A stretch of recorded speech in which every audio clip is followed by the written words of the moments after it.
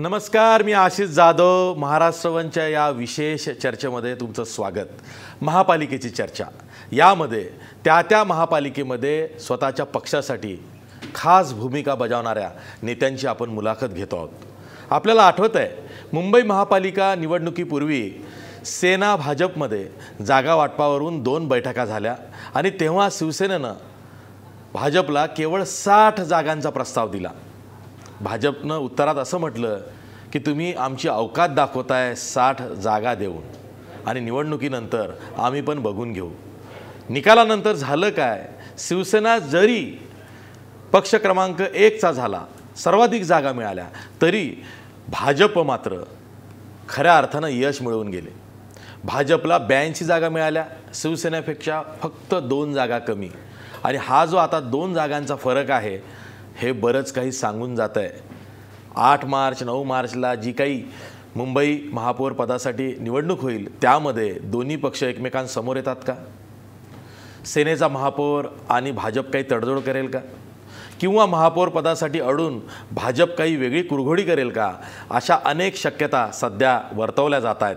या संदर्भातच आपल्यासोबत बोलण्यासाठी मुंबई भाजपचे अध्यक्ष आणि भाजपच्या यशाचे खरे मानकरी आशिष शेलार आहेत. धन्यवाद. निवडणुकीपूर्वी तुम्ही अनेक वेळा मुलाखतींमधून हा दावा केला होता की निवडणूक होऊ द्या, निकाल लागू द्या आणि मुंबईमध्ये भाजप कुठं आहे हे तुम्हाला दिसेल. ते खरं झालं. यश जे आहे ते भाजपलाच मिळालं हे कोणी मुंबईकर सांगेल, कारण इतक्या मोठ्या संख्येनं तुमचे 82 नगरसेवक आज मुंबईमध्ये निवडून आलेले आहेत आणि तुमच्या गळाला आणखीन काही नगरसेवक लागण्याची शक्यता आहे असंही वर्तवलं जात आहे.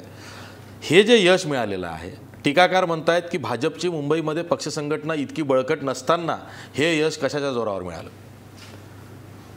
2 गोष्टी अतिशय प्रामुख्याने स्पष्ट करण्याची गरज आहे. टीकाकार निवडणुकीच्या आधी, निवडणुकीच्या काळात आणि आजही आमच्यावर टीका करतायत. कधी कधी तर वाटतं टीकाकारांची टीका हेच आमचं बलस्थान आहे आणि म्हणून टीकाकारांनी असंच करत राहावं. आमच्या बलस्थानी असलेला कार्यकर्ता ही आमची ताकद आहे. भारतीय जनता पक्षाने हा विजय मुंबईकरांना समर्पित केला आणि म्हणून त्या दिवशीसुद्धा जे मी म्हटलं, आज पुन्हा म्हणतो, काहींची वाढ ही फुटपट्टीप्रमाणे वाढली आणि आमची वाढ ही पटींमध्ये वाढली. आणि ही पटींमधली वाढ आम्हाला अपेक्षित होती. मुंबईकरांनी आम्हाला आमच्या अजेंडाला आशीर्वाद दिला. नरेंद्र मोदीजींनी जो एका अर्थाने भ्रष्टाचार विरहित विकासाचा कारभार जगासमोर, देशासमोर ठेवण्याचं काम सुरू केलं आणि देवेंद्र फडणवीसजींनी विकासाच्या कामाबरोबर पारदर्शी कारभाराचा अतिशय मोठा आग्रह धरला, या सगळ्यांचा विजय आहे. आणि म्हणून मला असं वाटतं जो विजय मिळाला तो अपेक्षित होताच. आम्ही समाधानी आहोत. आणि टीकाकारांनी कितीही म्हटलं तरी खालच्या स्तरावर चाळी, बिल्डिंगी, झोपडपट्ट्यांपासून मतपरिवर्तन करून मनपरिवर्तनापर्यंत नेण्याची क्षमता असलेला कार्यकर्ता आणि नेतृत्व हे भाजपकडेच आहे. अन्य पक्षांना कदाचित तशा पद्धतीची रॉयल्टी मिळालेली नाही. आशिषजी, मुंबईमध्ये भाजपची सदस्य संख्या म्हणजे नगरसेवकांची संख्या 50ने वाढली. म्हणजे आधी 32 आले होते, यावेळेस तुमचे 82 आलेले आहेत. हे जे 50 वाढीव नगरसेवक आज तुमच्याकडं आहेत, तर हे यश हे तुम्हाला भाजपकडं जे सध्या मुंबईतले 15 आमदार आहेत त्यांच्याच मतदारसंघातले आहेत की तुम्हाला इतरतरी यश मिळालेलं आहे? भाजपला मुंबईत मिळालेलं यश हे सर्वदूर आहे. म्हणजे अणुशक्तीनगरमध्ये त्या ठिकाणी माजी स्थायी समिती अध्यक्ष आणि विद्यमान खासदार यांच्या सुविद्य पत्नीचा पराभव करून भारतीय जनता पक्षाच्या नगरसेविका पांचाळताई निवडून आल्या आहेत. तेच आपण पाहू तर गिरगावमध्ये ज्या ठिकाणी आमच्या मित्रपक्षांनी लोकांची माथी भडकवण्याचा प्रयत्न केला आणि विकासरूपी असलेली मेट्रो यालाही विरोध केला, त्या गिरगावातले दोन्ही नगरसेवक भारतीय जनता पक्षाचे आहेत.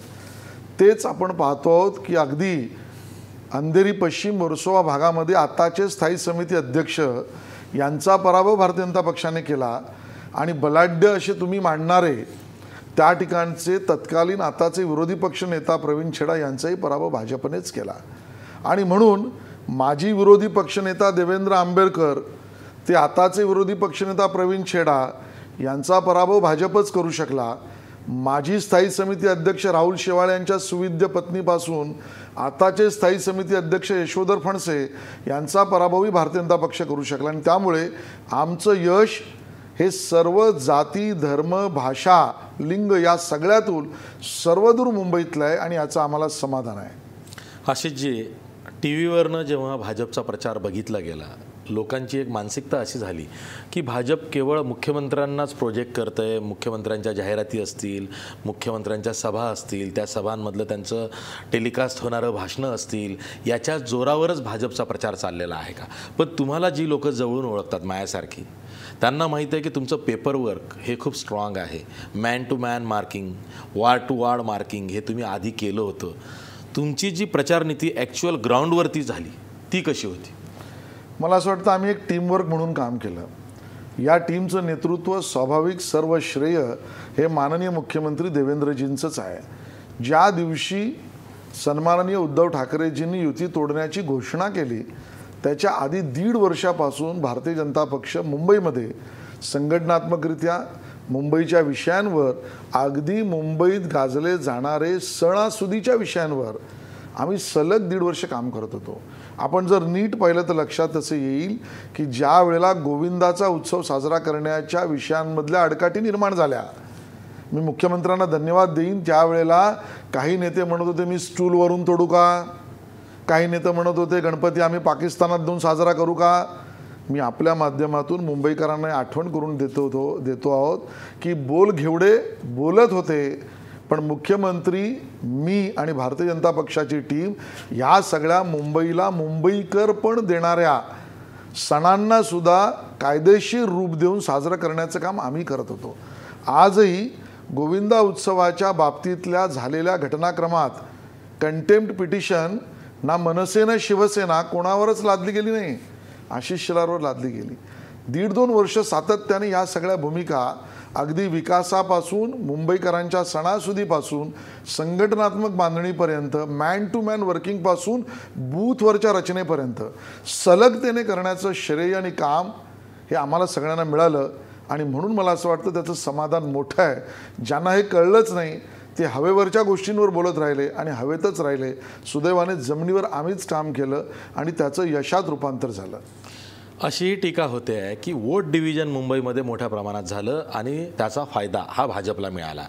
2 भाऊ जर का एकत्र आले असते, म्हणजे मनसे आणि शिवसेना एकत्र आली असती, तर मराठी टक्का हा विभागला गेला नसता आणि त्याचा मोठा फायदा हा शिवसेना मनसेला झाला असता. पण तसं झालं नाही. तिथंही मतविभागणी झाली. एकूणच मतविभागणीचा ठिकठिकाणी वेगवेगळ्या पद्धतीनं मतविभागणी झाली.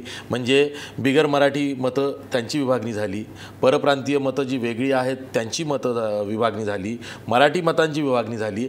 अशा वेगवेगळ्या पद्धतीनं जे मतविभागण्या झाल्या त्याचा ओव्हरऑल फायदा हा भाजपला झाला. म्हणून भाजपचे आज 82 नगरसेवक निवडून आले. चित्र उलटं आहे की मतविभागणीच्या ऐवजी भारतीय जनता पक्षाच्या विरुद्ध सगळे असं एकत्र आल्याचं चिन्ह आहे.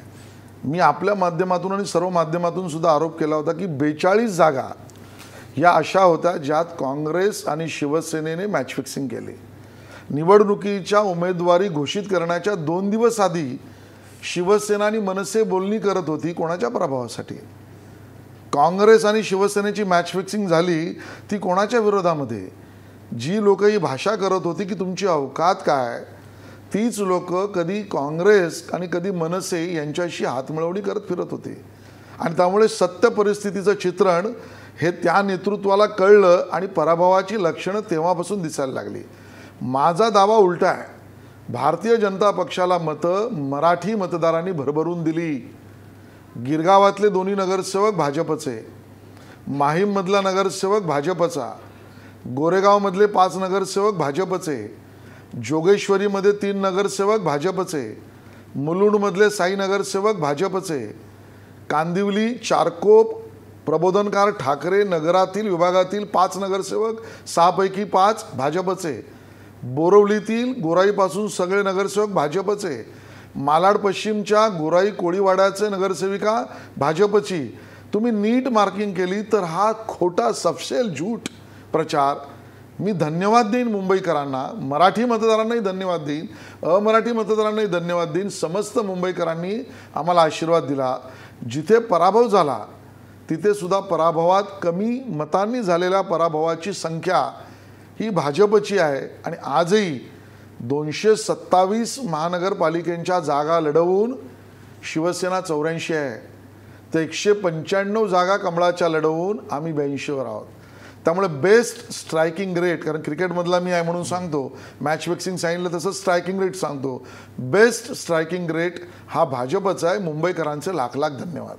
पण सर्वाधिक बिगर मराठी नगरसेवकही तुमचेच निवडून आलेले आहेत. बिलकुल सत्य आहे. आम्हाला संपूर्ण मुंबईकरांचा पाठिंबा आहे. जे म्हणत होते की आम्हाला दुसऱ्या कोणाच्या समोर कटोरा घेऊन जायचा नाही, ते अगदी सुरतेपर्यंत आणि अहमदाबादपर्यंत कटोरा घेऊन गेले आणि तिथल्या नेत्याला घरपर्यंत घेऊन आले. अगदी लखनौच्या अखिलेशपासून गुजरातेतल्या हार्दिकपर्यंत स्वतःची कटोरा घेऊन फिरून आल्यानंतर सुद्धा ज्यांना यश मिळालं नाही, जाऊ द्या. मी मुंबईकरांचं धन्यवाद यासाठी व्यक्त करीन की पारदर्शी कारभाराला तुम्ही आशीर्वाद दिलात, आम्ही त्याच्यासाठी सर्वस्व पणाला लावू. निकाल लागलेला आहे, निवडणूक झालेली आहे, तुमच्याकडनं आता प्रांजळ उत्तर हवं आहे.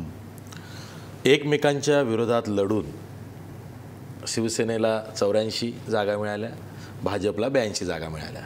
जर का निवडणूक पूर्व युती झाली असती, एकत्र दोन्ही पक्षांनी निवडणूक लढवली असती, तर हेच यश कंबाईन झालं असतं, किंबहुना जास्त झालं नसतं. मी प्रामाणिकतेने सांगतो की भारतीय जनता पक्षाचा स्वाभाविक मित्र हा शिवसेनाच होता आणि त्यामुळे आम्ही त्या काळामध्ये संपूर्ण प्रयत्न युती व्हावी यासाठीच केला. त्याही वेळेला मी सांगितलं की सत्ता येते त्यावेळेला 2 गोष्टी समोर प्रामुख्याने येतात, एक अहंकार आणि दुसरं जबाबदारीची जाणीव. आम्हाला याचा आनंद आहे की आमचं नेतृत्व देवेंद्र फडणवीस हे प्रामाणिकतेने जबाबदारीची जाणीव असलेला नेता. तो सांगत होता की युती करूया, किंबहुना 2 जागा कमी मिळाल्या तरी चालतील, पण मुंबईकरांना महानगरपालिकेत पारदर्शी कारभार देऊ, विकासाचं चित्र देऊ आणि भ्रष्टाचार विरहित कारभार देऊ या मुद्द्यांवरनं आम्ही चर्चा केल्या. पण अहंकारी वृत्तीने वारंवार अपमानित करण्याची आमची भूमिका घेतली. आजही दुर्दैवाने त्याच पद्धतीने बोलत आहेत आणि म्हणून युती जर झाली असती तर कुठेही शिवसेना, काँग्रेस, राष्ट्रवादी काँग्रेस, मनसे यांच्या अर्ध्याहून जास्त ठिकाणी डिपॉझिट्सच गेली असती. पण असो, जे घडलं ते नियतीला मान्य होतं, जे घडलं नाही तेही नियतीला मान्य होतं आणि नियती आणि ईश्वरी चिठ्ठी दोन्ही भाजपच्या बाजूने होते. ईश्वरी चिठ्ठीचा विषय काढला. ईश्वरी चिठ्ठी काढून जे निवडून आले ते माजी आमदार आहेत अतुल शहा, आणि अतुल शहांची जागा ही भाजपनं तर सहज काढायला पाहिजे होती. ईश्वरी चिठ्ठीपर्यंत अतुल शहांनी जावं हे माझ्यासारख्याला खटकतं. तुम्ही काही म्हणा, नाही खरं आहे, पक्ष कमी पडला. तो यश आम्हाला निर्मळ मिळालाच पाहिजे होतं. पण त्या मतदारसंघाची जर आपण नीट रचना पाहिली तर 18 ते 19,000 मतदार हे अल्पसंख्याकाचे होते.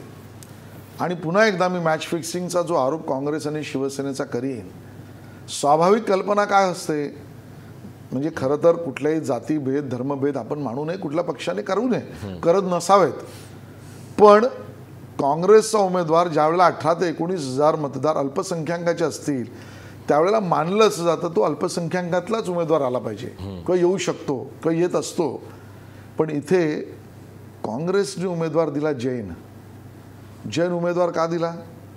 अल्पसंख्याक 18,000 मतदार असून सुद्धा अल्पसंख्याकाचा बाजूचा उमेदवार किंवा त्यातला उमेदवार काँग्रेसने दिला नाही.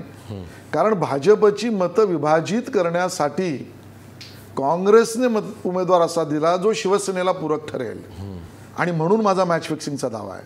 त्या मॅच फिक्सिंगला तोडून अतुल शहानी मतं मिळवली, भाजपने मतं मिळवली, श्रेय आहे. ईश्वरी चिठ्ठी विना जिंकलो असतो तर आनंद झाला असता. मुंबईत महापौर कोणाचा हा लाख मोलाचा प्रश्न अजूनही उत्तराविना खितपत पडलेला आहे. मुंबईत महापौर आपलाच हवा यासाठी दोन्ही पक्ष आग्रही आहेत, म्हणजे शिवसेना आणि भाजप. भाजपमध्ये थोडीशी चलबिचल झाली आहे, कारण काल मुख्यमंत्र्यांनी पंतप्रधान नरेंद्र मोदींची भेट घेतली आणि त्यानंतर असं ठरलं म्हणतात की तहाचा प्रस्ताव कोणी द्यायचा याबाबत दोन्ही पक्षांच्या वरिष्ठ नेत्यांनी आधी बोलणी करावी. खरंच सेना भाजपमध्ये अशी काही बोलणी होऊ शकते का? मुंबईमध्ये पुन्हा निवडणुकीनंतर सेना भाजपची युती होऊ शकते का? जर का सेनेला आपलाच महापौर हवा असेल तर मग भाजपला काही तडजोड सेनेबरोबर करावी लागणार आहे का? याही मुद्द्यांवर आपण चर्चा करणार आहोत, पण ब्रेकनंतर.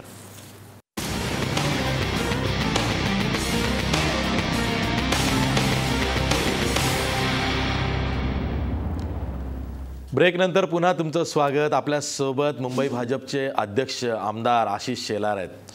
आशिषजी, पुन्हा तोच प्रश्न जो सर्वांच्या मनातला आहे, मुंबईत महापौर कोणाचा? मुंबईतला महापौर हा मुंबई महानगरपालिकेतील निवडून आलेल्या नगरसेवकांमधला एक असेल. हे डिप्लोमॅटिक उत्तर झालं, पॉलिटिकल आन्सर पाहिजे. नाही, याच्यावरचं खऱ्या अर्थाने सत्य परिस्थिती आहे की भारतीय जनता पार्टीची कोअर कमिटी याच्यावर अंतिम निर्णय घेणार आहे. माननीय मुख्यमंत्री कोअर कमिटीमध्ये सर्व सदस्यांशी चर्चा करून त्यातला जो निर्णय असेल तो उचित घोषित करतील आणि आम्ही आमची मतं माननीय मुख्यमंत्र्यांनी कोअर कमिटीसमोर मांडू. शिवसेनेला जे जवळून ओळखतात किंवा उद्धव ठाकरेंना गेल्या काही दिवसापासून ते जे बोलतात तसं ते वागतात म्हणून जे ओळखतात, त्यांना असं वाटतं की शिवसेना महापौर पदावरचा आपला हक्क सोडणार नाही, भाजपला तडजोड करावी लागेल. भारतीय जनता पक्षाने यामधली कुठलीही भूमिका जाहीररित्या अधिकृत घोषितच केलेली नाही. त्यामुळे कोणाशी तडजोड, कोणाशी वाटाघाटी याचा मुद्दाच भाजपच्या अजेंड्यावर नाही आहे. पहिल्या दिवसापासून जे बोलतायत तेच आपल्यासमोर आहे.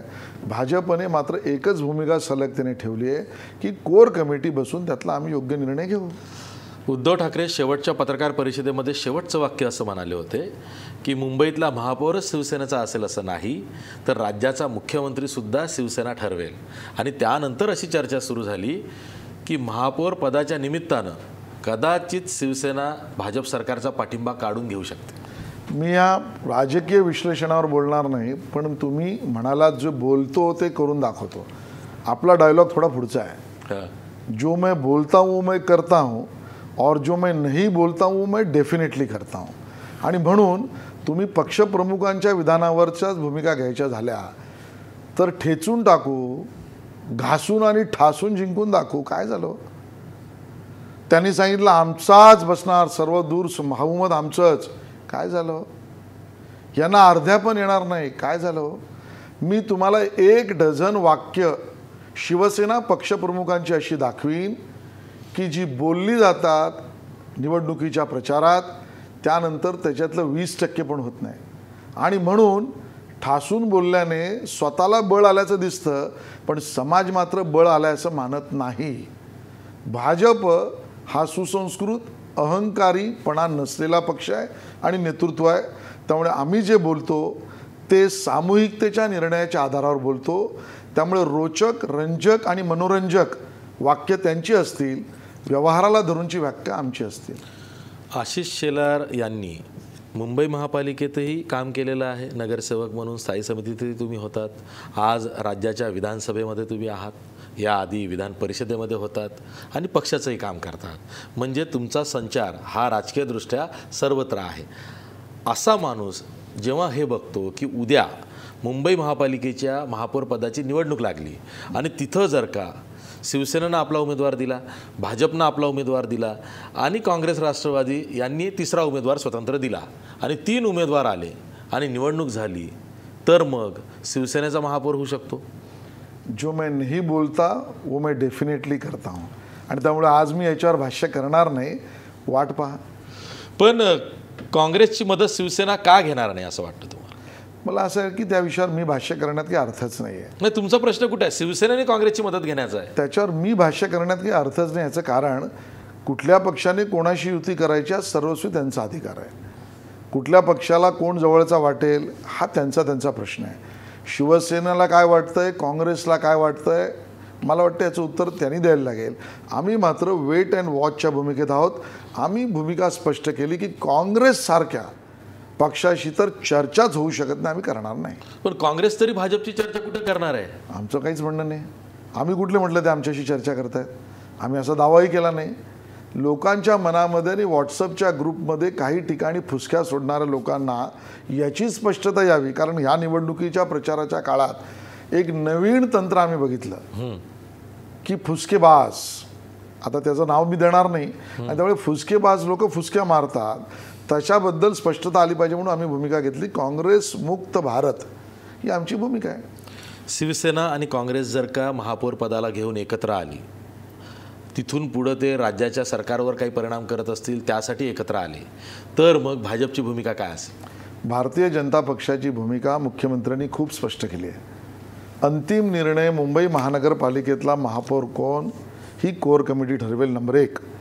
नंबर 2, भारतीय जनता पक्षाचं मुख्यमंत्रीपद आणि सरकार राज्यातलं 5 वर्ष अढळ आहे, शाबूत राहील, त्याला धोका नाही. भाजपच्या विरोधात लढून जर का शिवसेनेनं मुंबईमध्ये आपला महापौर आणला तर मग सरकारमध्ये जे शिवसेनेचे 12 मंत्री आहेत त्यांच्या बाबतीत भाजप काही निर्णय घेईल की नाही लागलीच? 5 वर्ष आमचं सरकार हे अतिशय मजबूत आहे. 5 वर्ष आमच्याबरोबर जे राहावेत ती लोक आमच्या बरोबर आहेत, हा प्रश्न कदाचित तुम्ही त्यांना विचारावा लागेल. त्यांनी उत्तर दिल्यावर भाजप आपली भूमिका स्पष्ट करेल. महापौर पदाला घेऊनच पुन्हा वेगवेगळे तर्क वितर्क मांडले जात आहेत. त्यातले लेटेस्ट माहिती आता अशी पुढे आलेली आहे की भाजप आणि शिवसेनेमध्ये तहाची बोलणी पुन्हा सुरू होऊ शकते. फक्त पुढाकार कोणी घ्यायचा आहे या बाबतीत अद्याप दोन्ही पक्षांकडून निर्णय झालेला नाही. तुम्ही भाजपचे मुंबईतले शिलेदार आहात, तुम्ही तहाचा प्रस्ताव घेऊन शिवसेनेकडे जाल? भारतीय जनता पक्षात एकट्या माणसाच्या मताची किंमत 0 आहे आणि म्हणून सामूहिकरित्या चर्चा करून निर्णय घेणे ही भाजपची कार्यपद्धती आहे. अहंकारी पद्धतीने मीच माझंच हे बोलणं भाजपची कार्यपद्धती नाही आणि म्हणून सामूहिकरित्या आम्ही सगळेजण एकत्र बसून याच्यावर नक्की विचार करू. आज तरी असा कुठलाच प्रस्ताव समोर नसल्यामुळे चर्चाच तुरता नाही. पण जर का आपण व्यापक दृष्ट्या किंवा व्यापक हिताचा विचार करून पुन्हा सेना भाजपनं एकत्र यायचं ठरवलं तर तहाची बोलणी झाली पाहिजे, या मताचे तुम्ही आहात की नाही? माझं व्यक्तिगत मत हे सार्वजनिकरित्या मांडण्याची मला सोयच नाही आहे आणि त्यामुळे माझं व्यक्तिगत मत तशा परिस्थितीत काय असेल हे माननीय मुख्यमंत्री आणि सामूहिकरित्या मी कोर कमिटीमध्ये मांडेन.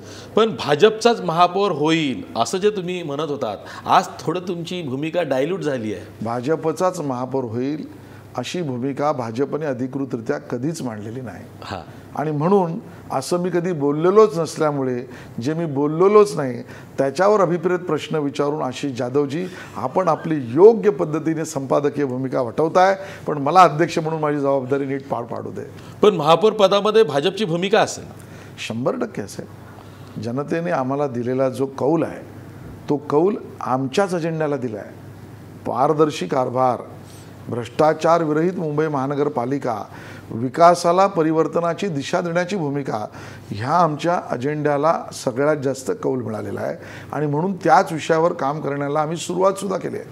आणि म्हणून तुम्ही पाहिलं असेल तर अन्य लोक मी, माझा पक्ष आणि माझा कोण माणूस होईल ही चर्चा करतायत. त्यावेळेला आमचे मुख्यमंत्री यांनी दिल्लीला जाऊन 1 महिन्यामध्ये मुंबईतल्या ट्रॅफिकवर डिकंजेस्ट होण्यासाठीच्या कोस्टल रोडच्या परवानग्या आणण्याची मागणी मान्य करून घेतली आहे.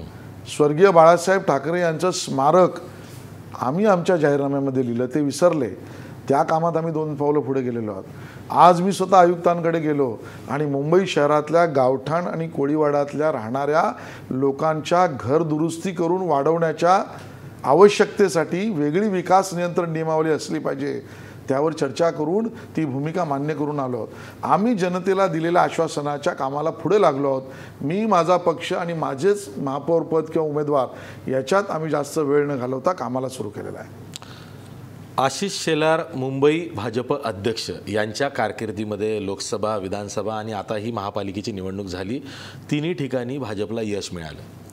पण सर्व पक्षाचा विचार करता करता घराकडे दुर्लक्ष होतं म्हणतात ना, तसं काहीसं आशिष शेलारांच्या बाबतीत झालं. आशिष शेलारांचे धाकटे बंधू विनोद शेलार जे मुंबई महापालिकेमध्ये नगरसेवक होते त्यांचा पराभव झाला. त्यांचा पराभव कसा झाला? तो जिवारी लागला नाही? दुहेरी पराभव झालेला आहे. माझ्या सख्ख्या भावाचा पराभव झाला आणि बायकोच्या सख्ख्या भावाचाही पराभव झाला. हो, तो स्वाभाविकता भाजपकडून नव्हता आणि त्यामुळे तिथे भाजपची सीट जिंकली, इथे शिवसेनेची जागा जिंकली. त्या दोघांचेही मतदारसंघ त्यांच्या त्यांच्या पक्षासाठीचे कठीण आणि त्यामुळे विनोद शेलारांचा जो मतदारसंघ होता शिवसेनेच्या सुनील प्रभू राहणाऱ्या सिटिंग मतदारसंघाचा शिवसेनेच्या समोर विनोद शेलार लढले. मी तुम्हाला एक सांगेन विश्लेषण करताना, शेलारांच्या नशिबी संघर्ष आणि कडवा संघर्ष झाला आहे. विनोद शेलारांनी सुद्धा तेच केलं याचं मला समाधान आहे. तुम्ही निवडणुकीपूर्वी अंगणेवाडीची जत्रा उद्यापासून सुरू होते त्या अनुषंगानं मी विचारतो. मी प्रश्न खूप मायन्युटली काढतो. तुम्ही निवडणुकीपूर्वी नवस बोलला होतात अशा बातम्या छापून आल्या होत्या आणि आता गुरुवारपासून अंगणेवाडीची भराडी देवी तिची यात्रा सुरू होते. तिथं जाणार की नाही? गेल्या वर्षी ज्या वेळेला मी तिथे गेलो होतो, माध्यमांनी मला विचारलं की आई भराडी देवीला तू काय मागतोय. त्यावेळेलाच समस्त मुंबई भारतीय जनता पक्षातील कार्यकर्त्यांनी मुंबईकरांच्या वतीने राजकीय मागणी न करता मी आई भराडी देवीच्या चरणी असं म्हटलं होतं की मुंबईकरांना या 35-37 हजार कोटीच्या अर्थसंकल्प असलेल्या महानगरपालिकेतून असा कारभार दे की जो त्यांना स्पष्टपणे पारदर्शकरित्या बघता यावा, कुठेही वरून किंवा खालून काही न देता त्यांना सोय मिळावी आणि विकासाचं चित्र पूर्ण करणारी असावी. आई भराडी देवीने भाजपच्या बाजूने कौल दिला, माझा नवस मान्य केला अशी माझी आंतरिक भावना आहे. उद्या 10:30 वाजता आई भराडी देवीच्या चरणी तो नवस फेडण्यासाठी मी जातो आहे.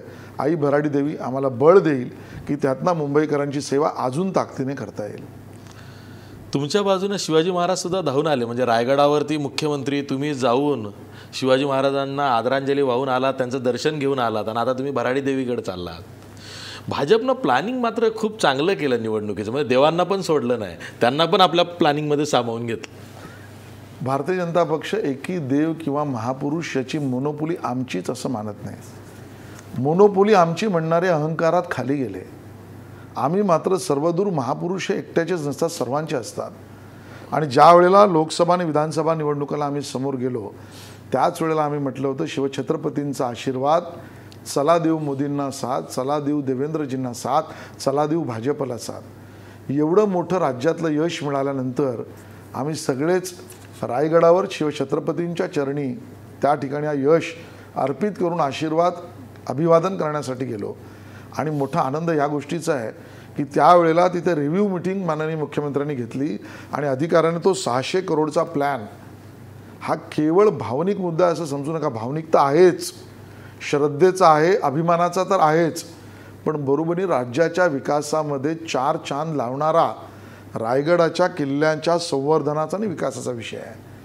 त्याला आमचे मुख्यमंत्री महोदय चरणी अर्पण अभिवादन करून आल्यावर माननीय मोदीजींकडे जातात काय, आणि दिल्लीत पहिल्यांदा असं खंबीर शिवछत्रपतींना मानणारं सरकार मोदीजींच्या रूपानं आहे की त्यांनी त्याला मंजुरीच देऊन टाकली 600 करोडच्या त्या प्लॅनला. कारण ASIच्या खूप अडचणी असतात साहेब, आणि त्या ASIच्या अडचणी सगळ्या मान्यताना आता राज्यस्तरावरच द्या आणि संपूर्णपणे त्या गडकिल्ल्यांच्या संरक्षणापासून रायगडाचा विकास करा. ही एक भूमिका राज्यात एका अर्थाने विकासाच्या भूमिकेने केंद्र कसं पाहत आहे हे दाखवणारी, ह्याचा खूप सुखावून देणारा आनंद आहे. आशिष शेलार, तुम्ही महाराष्ट्र वनच्या स्टुडिओत आलात, मनमोकळ्या गप्पा केल्या, संवाद साधला, त्याबद्दल धन्यवाद. हे होते आशिष शेलार. जे बोलतो ते करून दाखवतोच, पण जे बोलत नाही ते तर नक्कीच करतो, हा त्यांचा अट्टहास अजूनही सुटलेला नाही. त्यामुळं मुंबई महापौर पदाच्या निवडणुकीत काय होईल हा सस्पेन्स कायम राहणार आहे. आज इथंच थांबूया. पहा फक्त महाराष्ट्र वन.